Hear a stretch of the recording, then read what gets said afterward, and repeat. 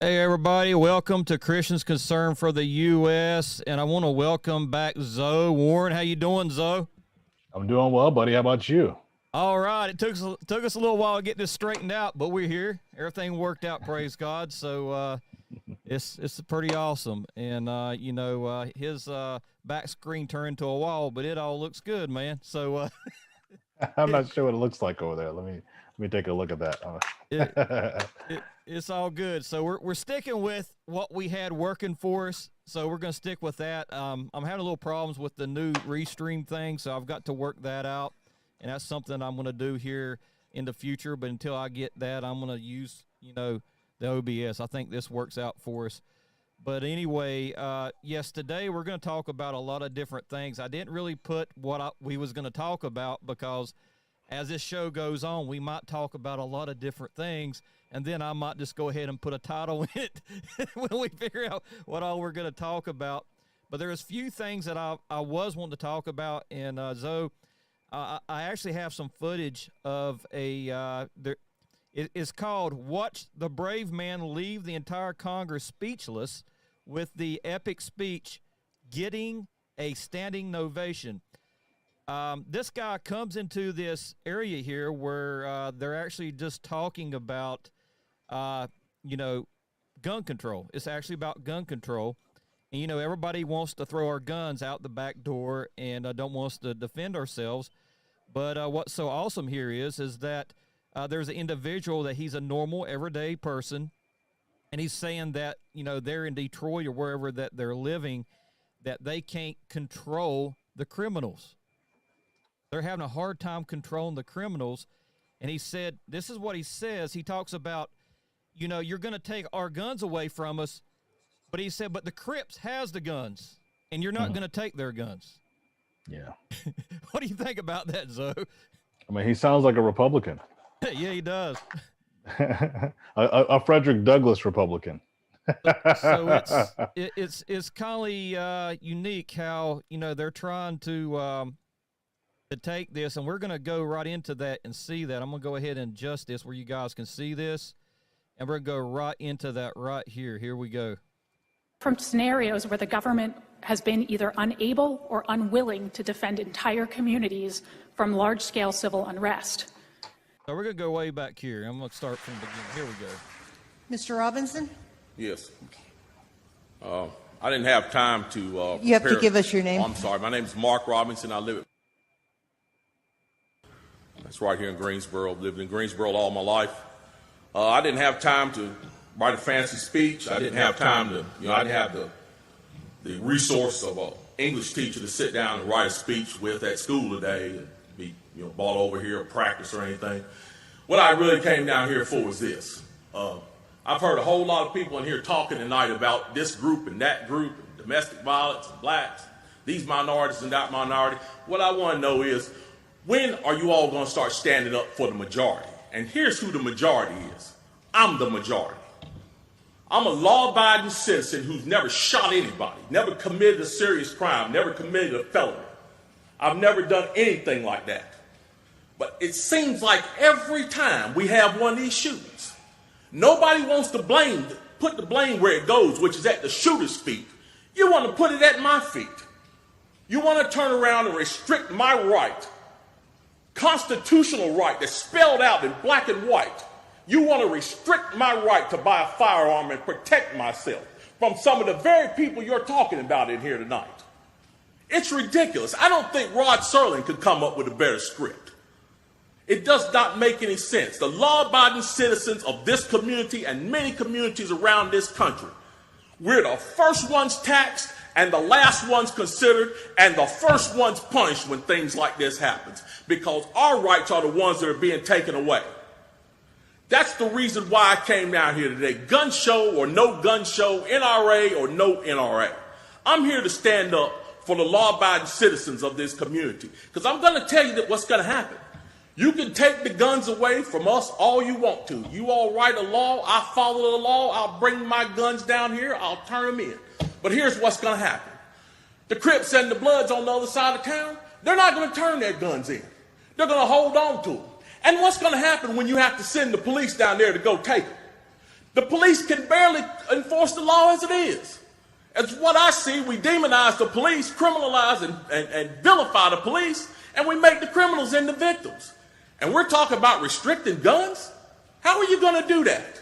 How are you going to do that when the police department's already hamstrung? You're not going to be able to go down here and take these guns from these criminals. So the criminals are going to hold on to their guns. They're still going to have them. They're still going to break in my house, and they're still going to shoot me with them. And guess who's going to be the one that suffers? It's going to be me. Well, I'm here to tell you tonight, it is not going to happen without a fight. And when I say fight, I don't mean shots fired. I don't mean fist thrown.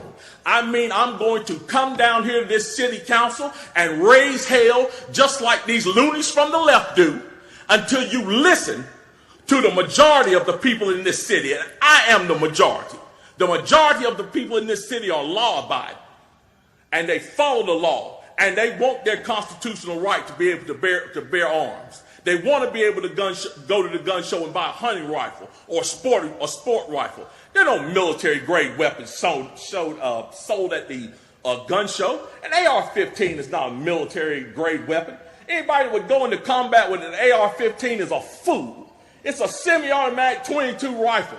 You'd be killed in 15 minutes in combat with that thing. So we need to dispel all these myths, and we need to drop all this division that we got going on here. Because the bottom line is, when that Second Amendment was written, whether the framers liked it or not, they wrote it for everybody. And I am everybody.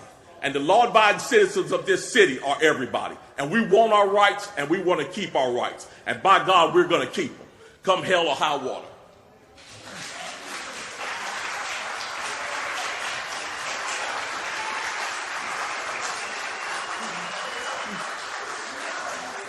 That is why law-abiding citizens buy millions of these firearms. When accuracy and stopping power matter, they are simply better. Chairman Nadler, Ranking Member Collins, and distinguished members of Congress. My name is Amy Swearer, and I am the Senior Legal Policy Analyst at the Heritage Foundation's Ed Meese Center for Legal and Judicial Studies. Just as doctors can only recommend an effective treatment plan if they first form a correct diagnosis based on accurate assessment of the symptoms, policy analysts and policy makers must have an accurate understanding of the societal problems they are seeking to combat. Unfortunately, too many policymakers appear completely uninformed about basic factual realities related to guns and gun violence. Don't misunderstand me. We all want safer communities, but the characteristics distinguishing so-called assault weapons from non-assault weapons are not factors like caliber, lethality, or rate of fire. Proposals to ban scary-looking features like barrel shrouds or pistol grips are, for all intents and purposes, proposals to force law-abiding citizens to own guns that are harder for them to handle, harder to fire accurately, and more likely to cause them injuries, even when they are being used for lawful purposes. Moreover, semi-automatic rifles are not a meaningful driving factor behind rates of gun violence. 2/3 of gun deaths in this country are suicides, where the type of firearm is essentially irrelevant. With respect to gun crimes, over 90% are committed with handguns. Rifles of any kind are definitively used in only 3 to 4% of gun homicides every year, and an American citizen is 4 times as likely to be stabbed to death than they are to be shot to death with a rifle of any kind.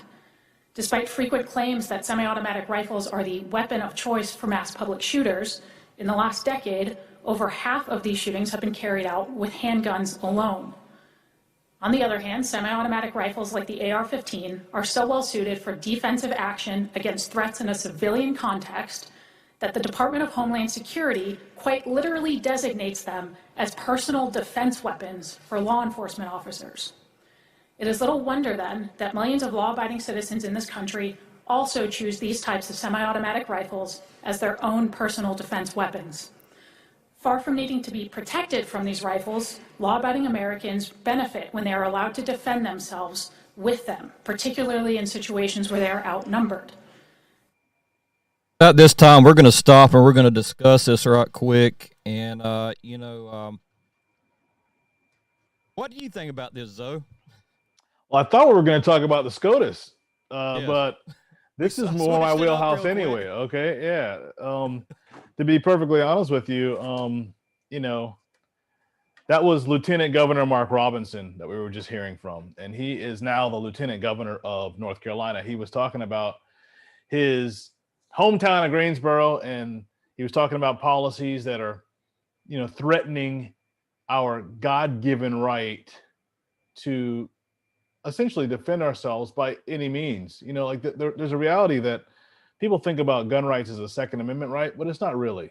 The Second Amendment just is the clearest reference we have of the federal government about our God-given right to keep and bear arms. If we didn't have a government, would you be able to keep and bear arms and defend yourself? Yes. So our founders are trying to create the least restrictive form of government they could, to have a bunch of free people who are both moral and religious. If they lived in a society without a government forcing them to do X, Y, and Z, what would they have? How would they live? And they wanted to make laws, at least laws that are concerning the national government, that would respect a free people's ability to make decisions for themselves and to protect themselves as a community. It's funny when the lieutenant governor said in that speech before he was lieutenant governor, he said that, essentially all of our streets are insecure, and it's true. Everybody, in 2019, there were over 5 million rapes, robberies, and violent assaults. Over 5 million. Okay. That's problematic. That means our communities are just grossly insecure. And our founders knew the only way that you could have a secure community. He said, if you're going to live as free people, this is what our founders said. The only security free people have, because on the right, with the kings over in Europe, they had standing armies and they would make you insecure. And on the left, you had these democracies just fighting and trying to overturn countries, and they make your life insecure, because then you can't defend yourself either. It's almost like Wild Wild West. And they said the only security that a free community has is a citizen community policing group. And that's a long way to say a militia. Yes. What they would do is just protect themselves. You would protect your neighbors. And that doesn't mean you're going out there looking for people to shoot. What it means is that you just loved and took care of your neighbors. I mean, right now, as a Christian, I'm commanded to love my neighbor as I love myself, right? To love my neighbor as I'd want to be loved. And so if I was willing to be called, if I'm willing to call the police to help my family, or if I want somebody else to call the police to help my family, if they see my family in danger or in trouble, then I am duty bound under God to treat people the way I want to be treated. And that means that I need to be able to be called too if somebody needs my help, right? Yes. But we live in a society that's so far removed from that understanding. It's so far removed from what it means to be free, what it means to be moral, what it means to be religious as a people, that like if Brother Stan saw me under fire and came out and shot the perpetrator, he might spend a couple nights in jail until the police get it figured out, because we don't live in a society anymore where we're really concerned about loving and defending our neighbors, And so anyway, I think that it's really important what the lieutenant governor made. His case made in that was very strong. Democrats, not just Democrats, but people that just don't have any conception of what it means to have liberty, be moral and religious people. So you have inbuilt restraints. So you don't need like a nanny state. You don't need, a master. You don't need somebody, standing over you with a gun to make sure you don't do wrong things, because you don't want to do wrong things anyway. You just want to protect yourself when people who want to do wrong things try to do wrong things to you. So because, that society of people is so, I don't know, we're just overwhelmed with heathens making laws because they don't understand that life. And we've gotten to the point where the only solution they have is total government. If you got a bunch of people who are immoral, they don't treat people the way they want to be treated, and they're irreligious, they don't love their neighbor as themselves, then if you have a majority of those people, then our Constitution cannot govern them. We've become ungovernable by the Constitution we have. John Adams, who's the founder of American government, said that our Constitution is only adequate to govern a moral and religious people. It's totally inadequate to govern any other. Yes. Yeah, so anyway, it's very unique. We're having a rainstorm here, but anyway, you can tell that. But anyway, what's going on here is that we're seeing where it's very important to be able to really know that we are actually supposed to be able to protect our persons. We're supposed to be able to protect our families. We're supposed to be able to protect ourselves. And when the government is saying, "Hey, we're the ones that's going to protect you," you're not going to protect us. You're not going to protect yourselves. We're in responsibility to protect you. Do you fully trust them to protect you and your family? Oh, wait, can I answer? I want to respond to that too, because that's an important thing you just said. Like, there is nothing. The Supreme Court, since we're going to talk about the Supreme Court, I'm going to bring them up. Okay. The Supreme Court, on like more than 7 occasions, have opined that there is no obligation in the law for law enforcement officers to protect anyone that's not in their custody. No obligation. And we live under this illusion, this deception, that law enforcement officers are tasked with protecting us. And that's not the case at all. They're tasked with enforcing the law, not protecting the populace. Now, that doesn't mean that they won't protect you. And most of them, I love my law enforcement officers. I love them. They're some of the most courageous, self-sacrificial people on the planet, but they're still not tasked with protecting everybody. And if they do protect the people, then I want to praise them and lavish them with gifts. But we're tasked with protecting ourselves. The Second Amendment wasn't even about personal protection. The NRA's kind of damaged the understanding of the Second Amendment. It wasn't about your ability to personally protect yourself by bearing arms. It was about being able to protect your neighbors. That's what the whole militia, citizen militia at the time was. That's what it was about. It was about community protection. The founders would laugh. They would laugh, belly laugh. They would probably be on the floor rolling around laughing if we were to say to them that, in this day and age, 13-year-olds couldn't carry rifles around to go hunting and maybe shooting off a marauder that's trying to rob them and their family when their parents are sick. They didn't want the federal government to control even children, to prevent them from being able to defend and protect their neighbors and their person and their property. They would laugh us to scorn, to shame, if we had this kind of idea that we should be waiting for, some standing army or some special class of law enforcement officers to come and protect us. That's not what it's about. And that's why we're so insecure today. That's why we have so much violence, so much crime. If your community has all the men, they train together, they are a well-trained group of, community protectors, community policemen, then the people who are trying to come and rob you and hurt you, they're going to go down to the neighborhood down the street with the gun control, with the gun-free zone. They're not coming to your house. Definitely. Yeah, it's the biggest thing is that we should supposed to be able to protect our family, protect the people around us. And the Constitution was set up in case of the government would go rogue and go against the people, that we could actually protect ourselves from the government in case that would happen. As I said before, our the settlers was used to kings making crooked things, saying bad things towards their people and ruling over the people and controlling the people. And they was actually leaving England. They was leaving that type of control over them. They actually left because of the control of their religious beliefs. They actually left because of that, because everybody was worshiping the Lord through what the crown would say, how they had to go to the country's church. It was like a supreme church, which was the Catholic Church at that time. But it was actually owned by the king and queen. They actually Church of England, Roman Catholic Church. Yeah, exactly. They controlled their faith. They controlled their God. They controlled everything that they did, and they was want to have their own freedom. Praise God. So that's one of the reasons why they left. And they knew how that was. They knew the control that they went under, and they didn't want the future folks of this country to go through that. So the militia was something that was created to protect the communities, praise God, against any crooked force that comes in. And it's funny you say that. Like, if I was going to commit a crime and Brother Stan saw me, Brother Stan would go to the police officer and say, "Sir, Zoe is about to commit a crime. It looks he's about to trespass those people over there and hurt them."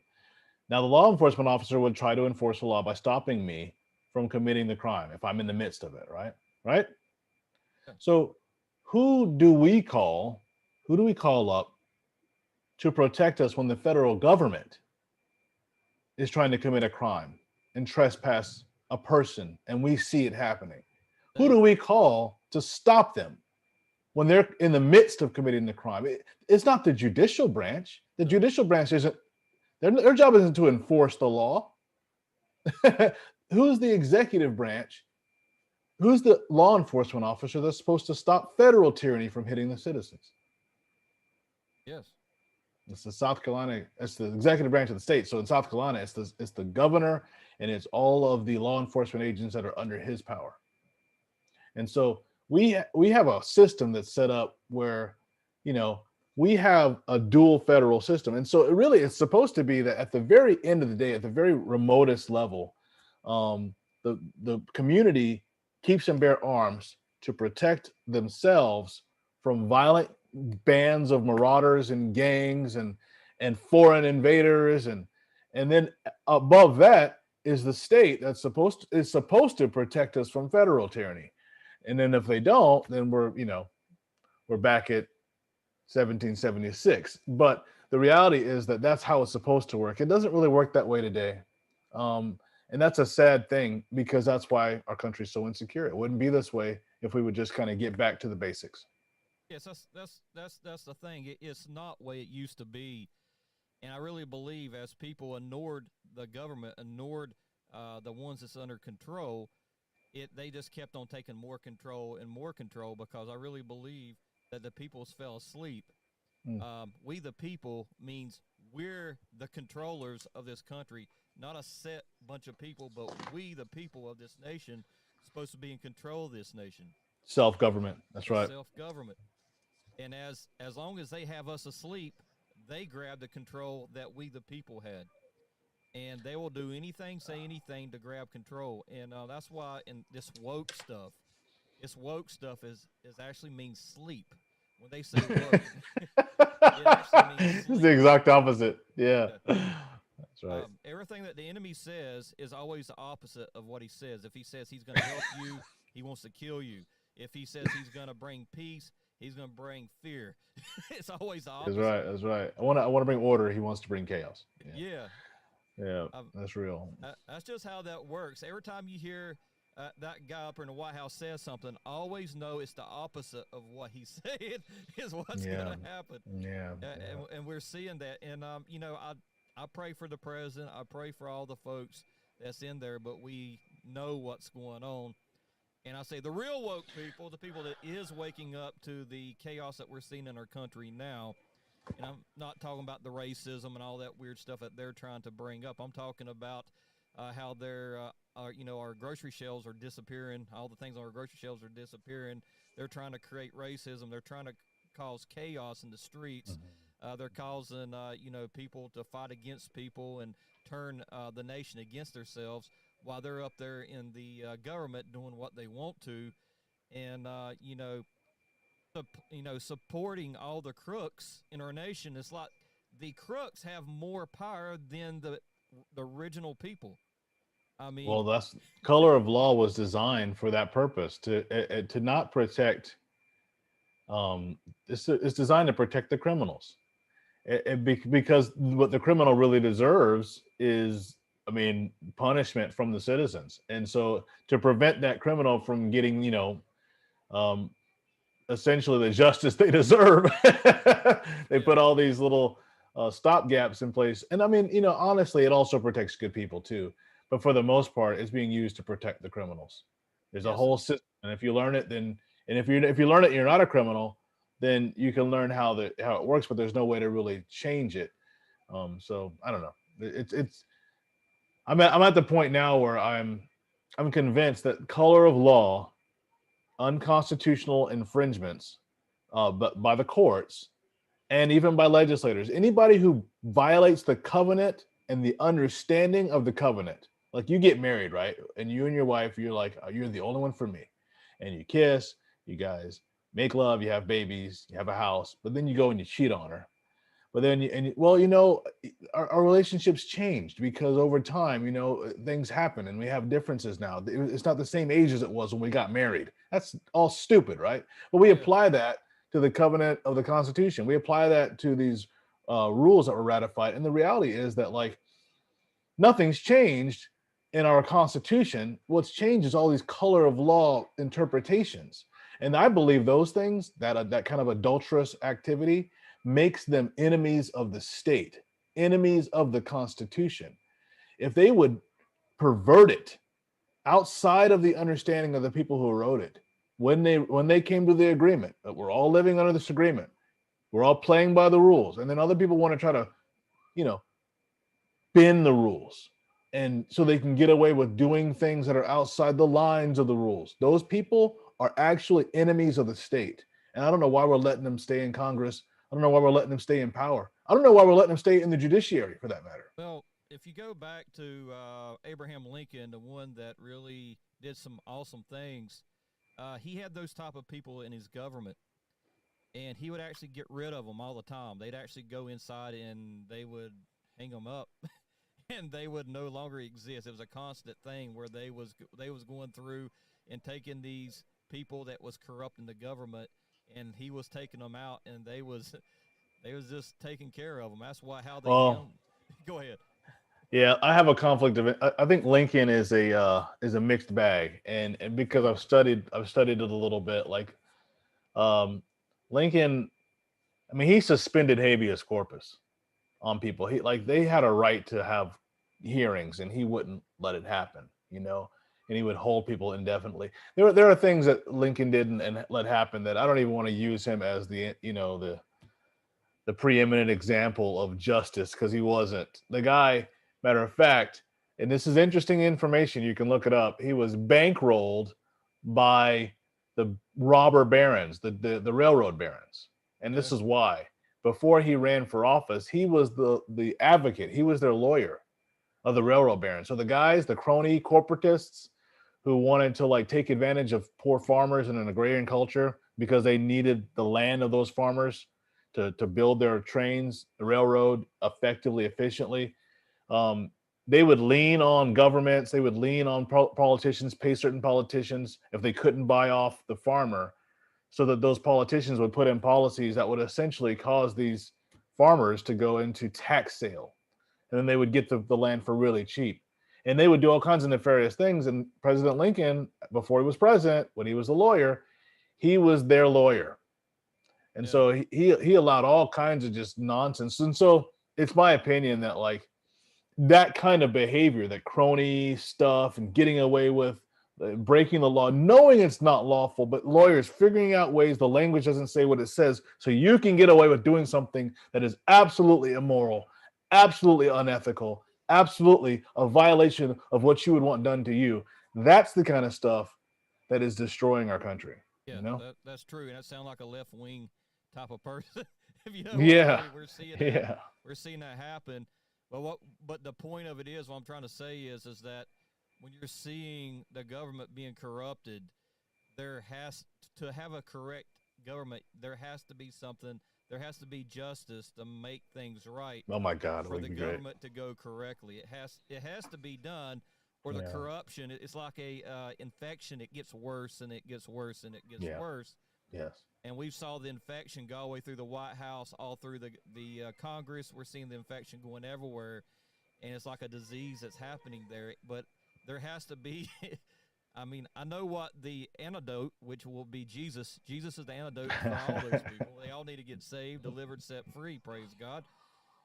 If they had Jesus, none of that would exist. I mean, they're letting the Satanists come into Congress and to the front, walk up the stairs and do their ritual right in Congress, and then walk on down. That's pretty bad. I mean, it's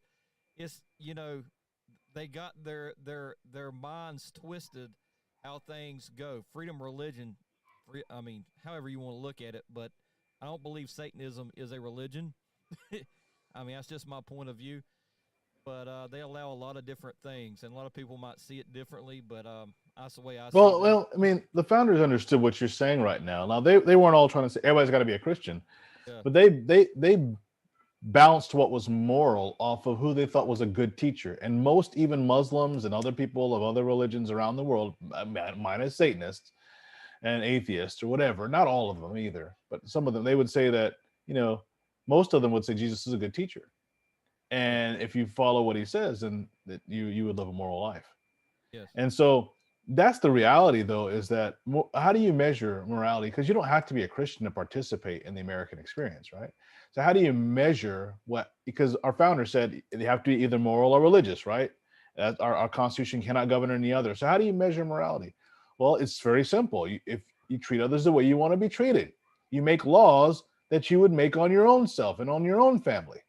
If you're going to rob people, then rob yourself, And so, but I'm not trying to say they should put in policies that rob people. But the idea is that a moral person will do to others what they want done to them, or they make every effort to do it. And a religious person would try to love their neighbor as themselves. A religious person would also try to live that standard. And so if you have a society that, essentially wants equity, they want revenge policies. They don't want to treat their neighbor as they'd want to be treated. They want to treat their neighbor as a criminal and for something somebody else did, and then extract something from them.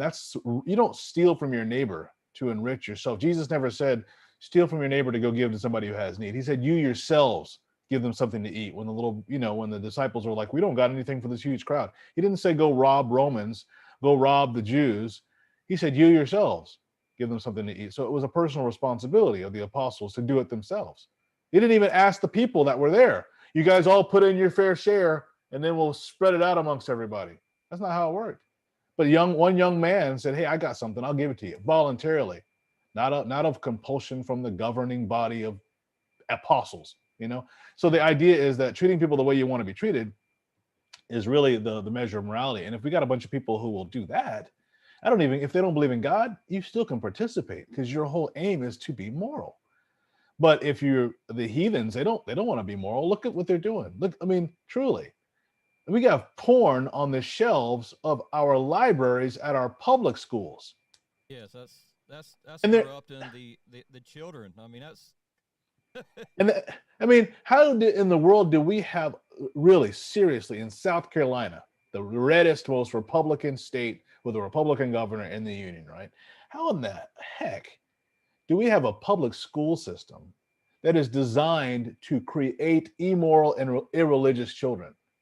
We have separated God. We push them out of the hallways. Teachers can't even be Christians. They can't be themselves at school because the most moral way they could possibly be, they can't be, And we're promoting, the alphabet lifestyles in the school system. Now, I understand people want to do what they want to do, right? You go live your life how you want to live it, but it's not a form that should be presented to school children as a moral way to live, because something, it's not.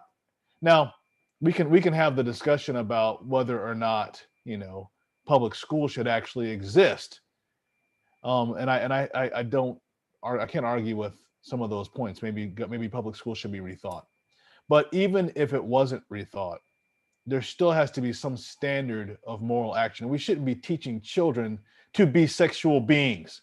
I don't care what letter of the alphabet that you want to identify as. That should not be the school's responsibility. That is not the school's job. The school's job is to make sure these kids are moral and religious people, okay?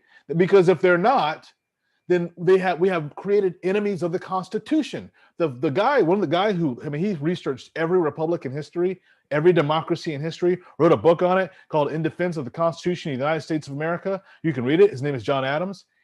His commentary is that our Constitution is impossible for, is not it's not adequate to govern any but a moral and religious people. So if we're allowing our public schools to create immoral and irreligious children, then we're actually creating enemies of our Constitution who will not be able to be governed by it. We're creating ungovernable children. It's asinine. Yes, it's not right. I mean, we're actually allowing a lot of that stuff happen. I mean, I can't even imagine that they would do something like that. It's kind of like, when I was going through school, you wouldn't even imagine, even have a thought in your mind that they would even do anything like that. Yeah. I mean, it just didn't exist. When we was raised, that didn't happen. You didn't go to your local school and see something about transgender stuff and pornography. That wouldn't even make it into the bookshelves of your local school. Go ahead. Even reasonable sexual activity that would take place between a husband and a wife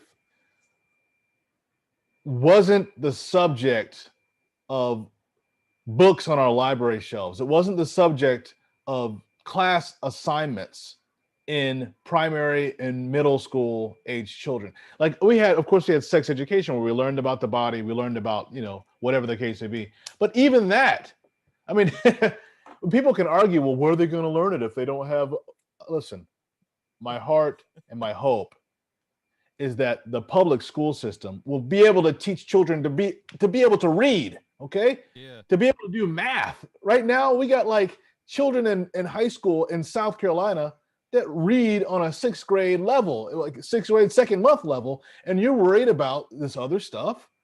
Yeah. Listen, we put the cart before the horse, and because of that, we're struggling with something we don't need to even be struggling with. If we stop divorcing God from the public schools, if we stop divorcing, the ideas of virtue and moral religious character, if we stop divorcing that from the school system, then we wouldn't be worried about social emotional learning and all this, even the critical divisive theories that they're allowing, racially based theories that they're allowing in our school. None of that stuff would be necessary, because if our children were truly focused on loving their neighbor as they love themselves, if they were truly focused on learning that and how to read and do their math and how to do technical things and make money and be productive, virtuous citizens.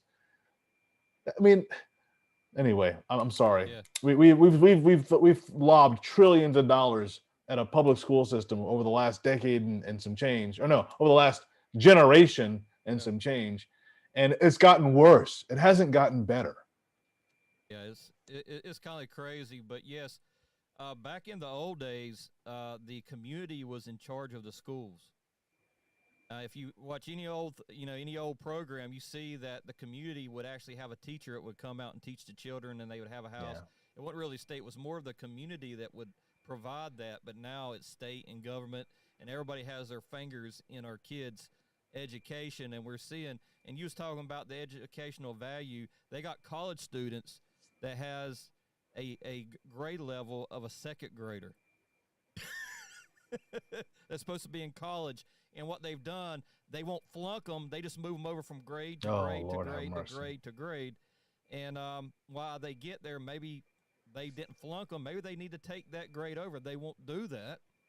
They'll keep on pushing them up forward and keeping them going in the line with the rest of them, and won't hold them back where, they can maybe take the test over or take that grade over where they can learn. They just push them right through there, and mentally they're not there yet to actually achieve what they need for the next year, so they just push them through. Mm-hmm. They get to college and they're devastated because they're in there where they're not doing that, and they fail their tests and they feel like complete idiots. And it's, I have a friend who was teaching students that and preparing them for college, and he thought that the things that he was giving them to teach them were effective, but it turns out they weren't. And so I think that's the difficulty with being a teacher. Like I applaud teachers, especially teachers in South Carolina, because they're dealing with people who are creating systems. They're dealing with a very twisted, even university system that is giving them what they believe is going to be the most effective means to educate children, but it's a false bill of goods. It's essentially just a bunch of like Marxist, totalitarian ideologues who have this idea that children don't belong to their parents, and that the parents shouldn't have anything to say with what they're taught in public school because they're not educated enough to have an opinion on that.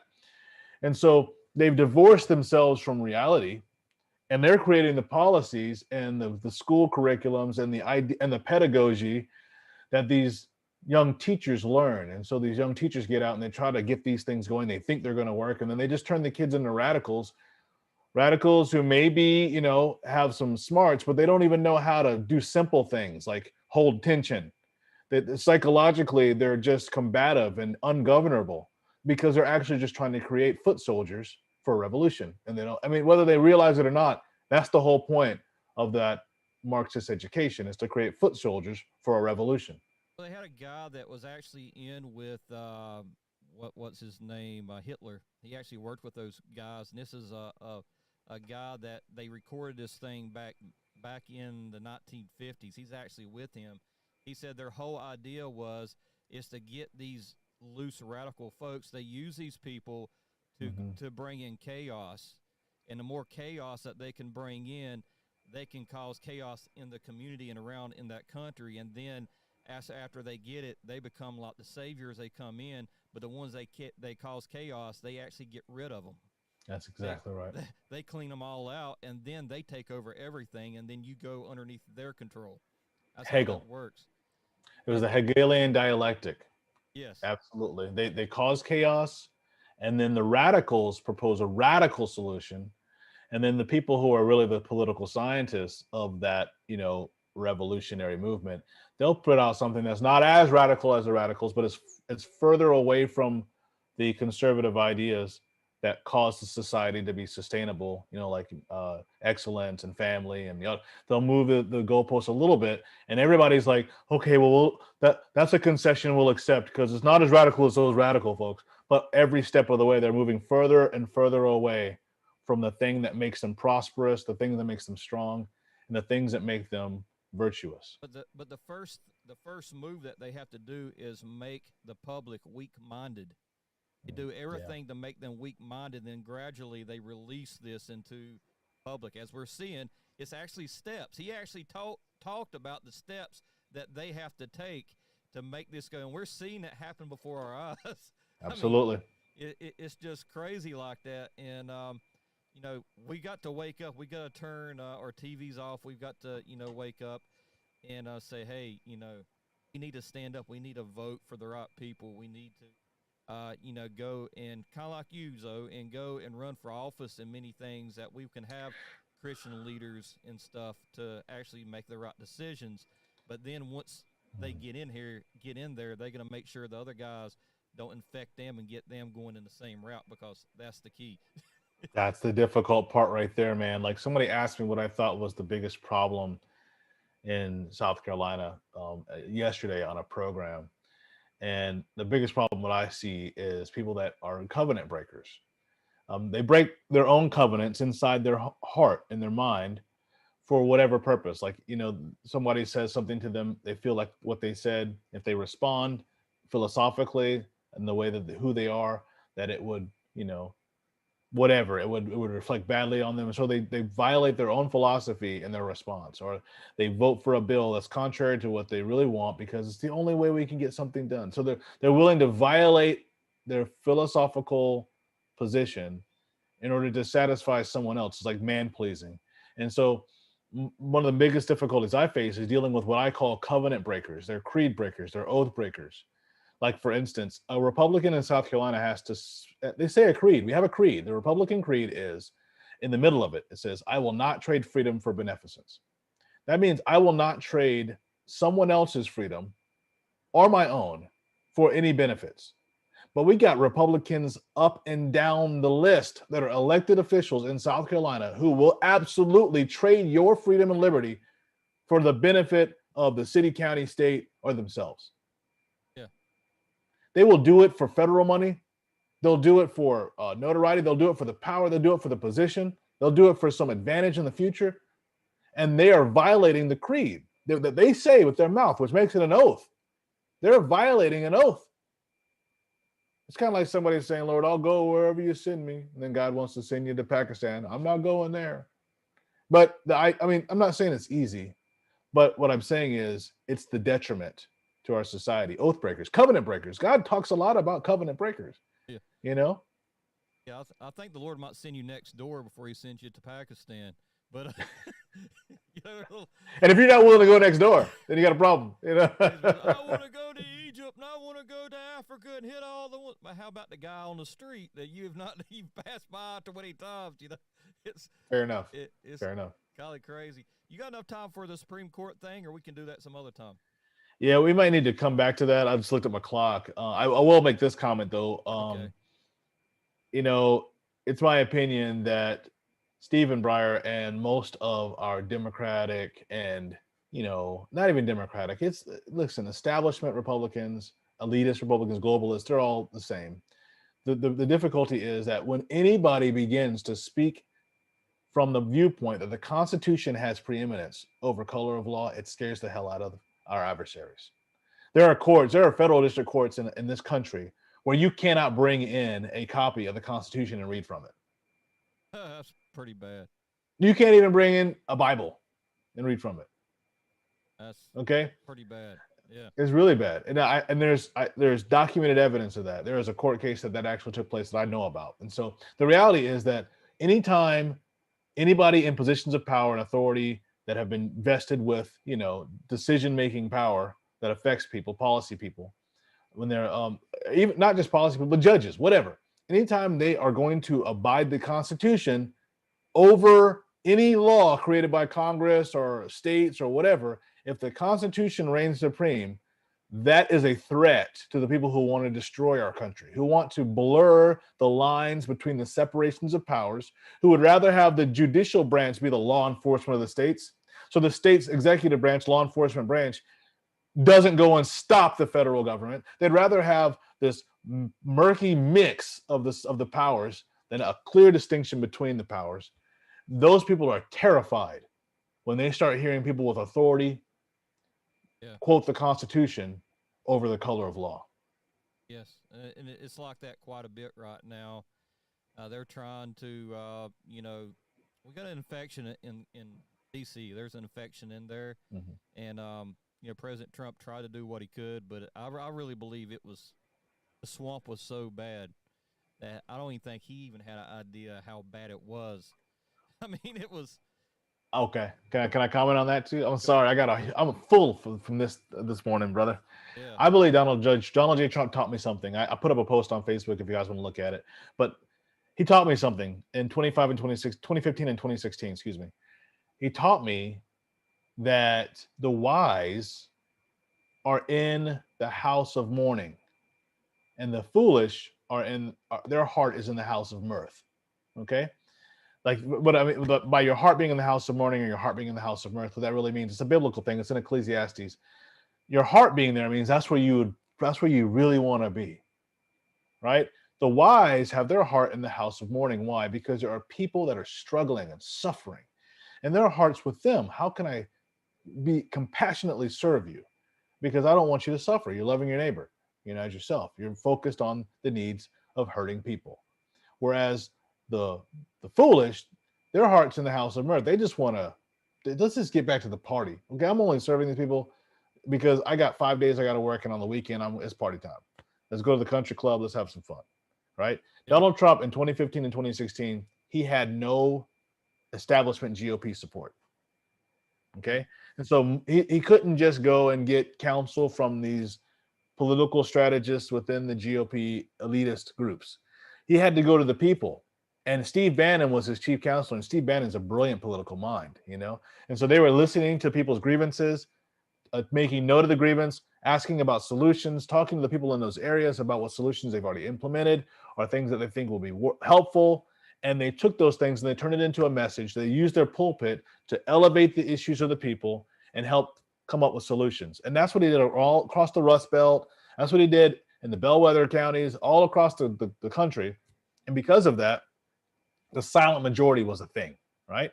Today, the Donald Trump of today is a little more, because now he has these establishment elitist GOP support, right? Yeah. And he's not traveling the country, listening to we the people, the silent majority anymore. And because, he's already done that, but it would be great if he had Steve Bannon as his counselor again to take him out here so we can talk to him again, because, the same oppressive corporatists and cronies that were affecting us before, are still doing it now, but his ears are he's got counselors around him that are, sympathetic to the GOP establishment. But I still learned from Donald Trump during that period that that's what ministry looks like. That's what it looks like to have your heart in the house of mourning, where the people are hurting, you figure out what's going on with them and how you can be helpful and what they're doing that's already working. And you champion those issues that are philosophically like yours. And so the issue is that you don't just try to, okay, well, they want socialism, so help them with socialism. No, it's about, this is your issue. Here's my philosophy, and here's how my philosophy would solve that problem. And I want to help you do that. And here's some people in your area that are doing something that are philosophically aligned with how I operate, and I want to help you get it done. And so help me help you. And that's what Donald Trump did. That's why the solid majority was just, the rallies he went to, they were so thick, impenetrable. We still respect and honor the man for having done that. And we'll still go to rallies and support him. But when he talks about things we don't agree with, like, everybody needs to be vaxxed, we're all like, boo. I mean, what I'm saying? Like, we're free thinking people. He taught us to be that way, actually. He taught us to speak for what you believe in. But anyway, I didn't mean to go long on that. I had a lot to say about that. So, yeah. And the thing of it is, when you actually are swore in to be in the government, to be in any type of government, and you have a constitution that you're supposed to go by, you're supposed to go by that constitution, by that law, is how you operate in your office. And if you're not going by the law that office is going by, you're going by your own type of law, and then you're rogue in your own office. You're going completely against what that's going by.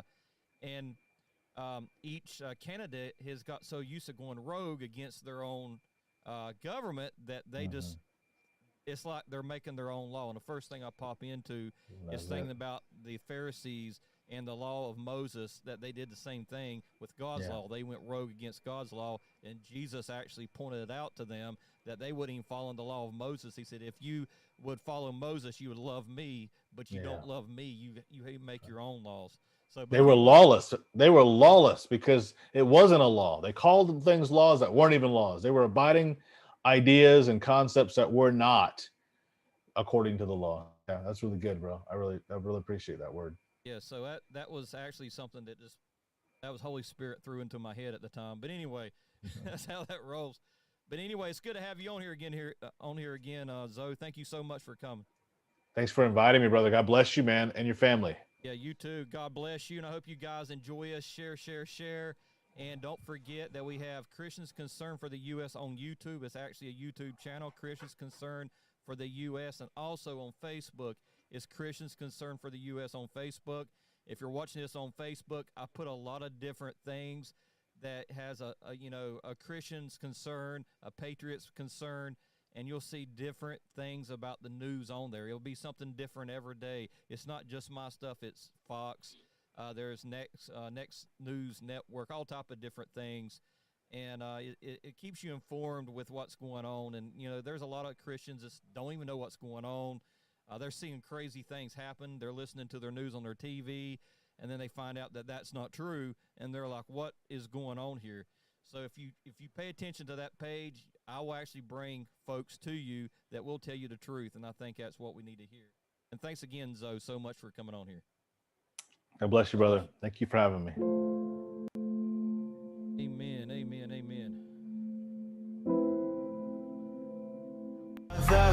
It's caught in the crossfire.